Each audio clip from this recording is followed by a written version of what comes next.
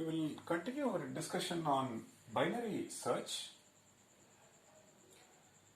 So given a set of n keys which are in sorted order, the objective is to check whether x belongs to the given array or not. So we were analyzing the successful cast and unsuccessful cast. And successful search, we were focusing on whether the x is in a of n by 2. If not, is it in n by 4 or this side 3n by 4. And suppose if it is not here, then we were asking, is it in n by 8 or 3n by 8. If it is this side, then we were asking, is it a of in by 8 or a of 7n by 8. Now you can see that if success at this level, then cost is 1. If success at this level, then cost is 2 for this, 2 for this, and there are 2 nodes, so it is 2 into 2. And if success at this level, then cost is 3 and there are 4 possible locations or 4 nodes. In some sense, one can also analyze the average case cost of successful search. In particular, this part one can analyze through this kind of binary tree as well. So now in the next level you will say there are 8 nodes and the cost of each of them is 4. Like that it goes. So we will get a relation similar to what we did, which was giving us t into 2 power t minus 1. Summation runs from t is equal to 1 to, in the worst case, it is log n plus 1. And it comes with a weight because we are not doing simple average, so it comes with a weight. That weight says the probability that you find x at this location is 1 by n, probability that we find x at this location is 1 by n, and each of this location is equally likely, so the probability is 1 by n. Correct? So this is what we did. And most importantly, the success cost, if we observe, and it is either at n by 2 or it can go all the way up to t of 1, which means log n base 2 plus 1. Basically, when you hit a location, the cost is between the best case cost and the worst case cost, right? Now, when we focus on unsuccessful search, that's something let us revisit and understand what is that we are trying to highlight. So, we are given, say, 4 keys.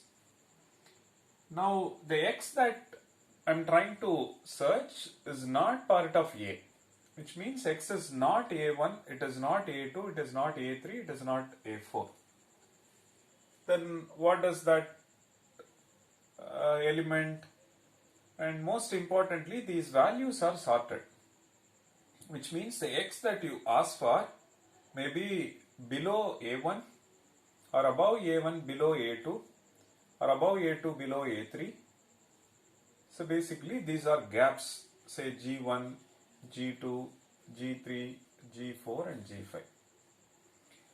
When I say it is an unsuccessful search, then how many comparisons we do, or what is the cost of getting into one of these gaps?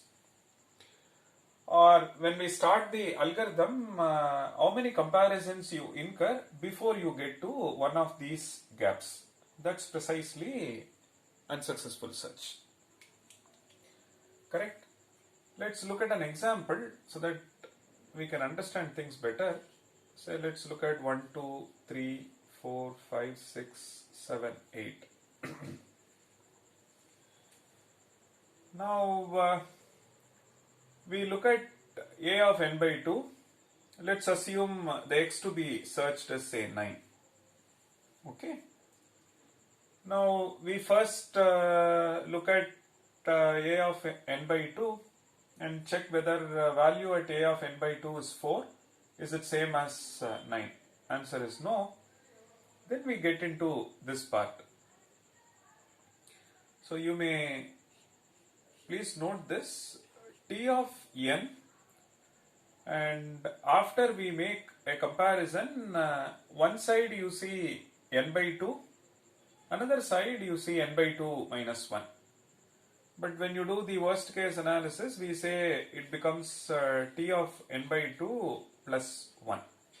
Okay.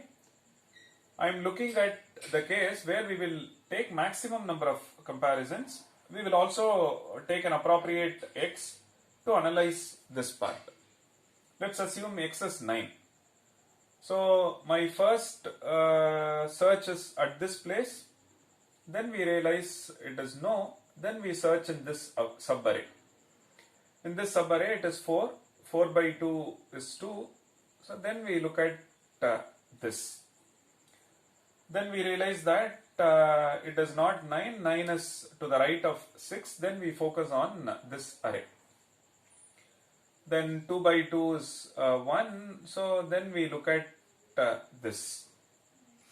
Then we realize that 9 is greater than 7. Then we look at this. Now we have hit one element. When we compare it with 8, we realize that we have to go to the right of that. That is the gap. Now we have spent 4 comparisons, and that's precisely what 1 plus log n base 2. So assume the array is sorted, which is 1, 2, 3, 4 up to 8, and the value to be searched is 9. First comparison at this, then it is to the right of this. Second comparison at this, again to the right. Then third comparison is at this place. Fourth comparison at this place. Then we realize it is 1 plus log n. We realize that we are falling into one of the gaps after incurring 1 plus log n base 2 comparisons. So we incur this many comparisons before we conclude that x is not part of the array.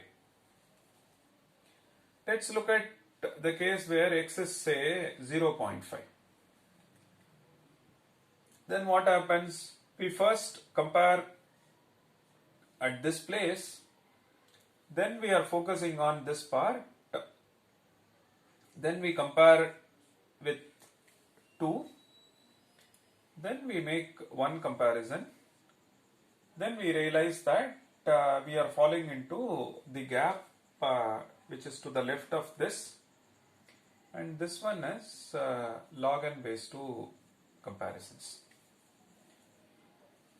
So we see that if it is unsuccessful search, then cost is either log n base 2 or 1 plus log n base 2.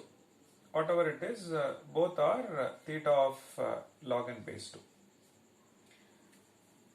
So what is the number of comparisons before we realize that it is unsuccessful, or the number of comparisons required to fall into one of these gaps?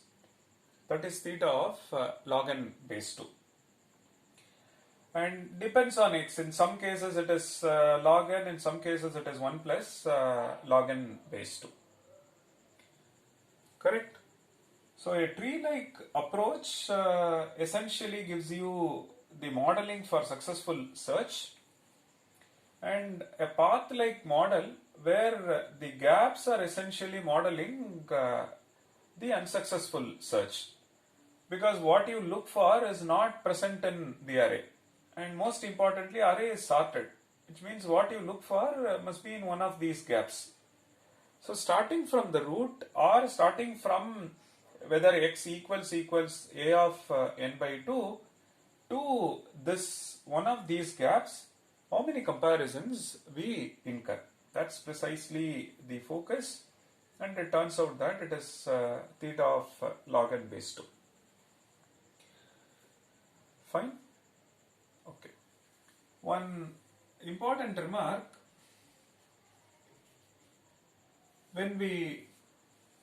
if you look at the underlying code or the implementation of binary search, if you first we check if x equals a of n by 2, and then if not, we check whether if x is less than a of n by 2. Otherwise, so if this is true, then we update the pointer, whether we should focus on the left array, if not the right array. So which means we are actually doing two comparisons at each iteration.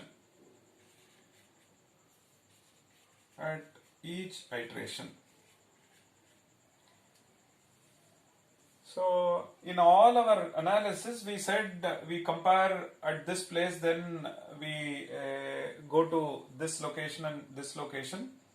But essentially at each stage, from implementation perspective, if you see, at each stage we incur two comparisons. So which means from with each of them we have to multiply another 2. Correct? This is something one has to make a note from implementation perspective. Similarly, when I say I take 1 plus log n base 2 comparison, it is actually 2 times this. Similarly, when we say log n base 2 comparison, it is actually 2 times this. Why is this 2 coming? If you look at the implementation, we will actually make 2 comparisons before we decide which subproblem we should focus on in the next iteration. So it takes 1 plus log n base 2 levels, but as far as total number of comparison is concerned, it is 2 times this. But in all our analysis, we assumed it is just 1, but implicitly there are 2 comparisons. That's something one should make a note of it. Now one can ask, so can I generalize this? Can I look at 3-way search and do a similar analysis? And k-way search and do a similar analysis?